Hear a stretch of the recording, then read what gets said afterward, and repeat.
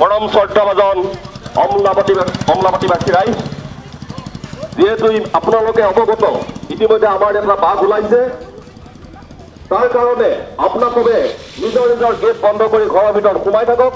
অযথা বাহিৰত কোনো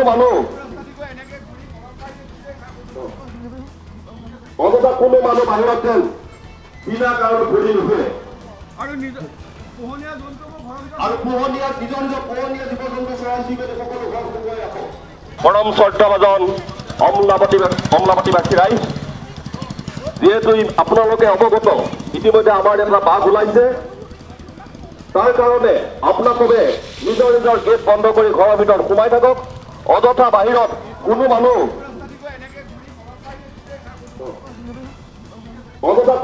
বাহিৰত যেন বিনা কাৰণ ঘূৰি নুফুৰে আৰু পোহনীয়া নিজৰ নিজৰ পোহনীয়া জীৱ জন্তু চৰাই চিৰিকটি সকলো ঘৰ সোমোৱাই ৰাখক।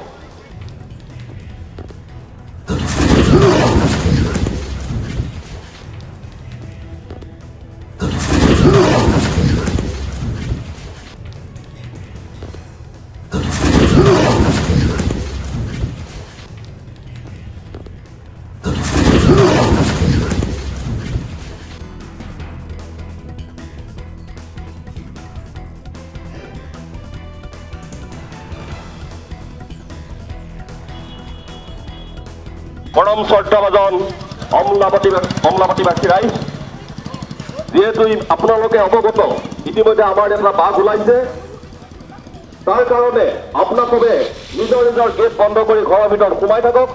অযথা বাহিৰত কোনো মানুহ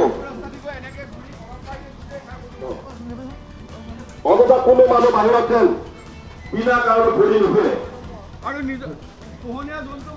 আৰু পোহনীয়া নিজৰ নিজৰ পোহনীয়া জীৱ জন্তু চৰাই চিৰিকটি সকলো ঘৰ সোমোৱাই ৰাখক।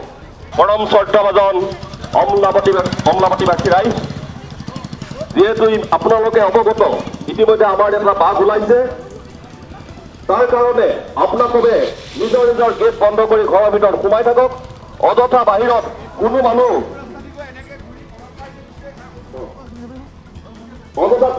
বাহিৰত যেন বিনা কাৰণ ঘূৰি নুফুৰে আৰু পোহনীয়া নিজৰ নিজৰ পোহনীয়া জীৱ জন্তু চৰাই চিৰিকটি সকলো ঘৰ সোমোৱাই ৰাখক।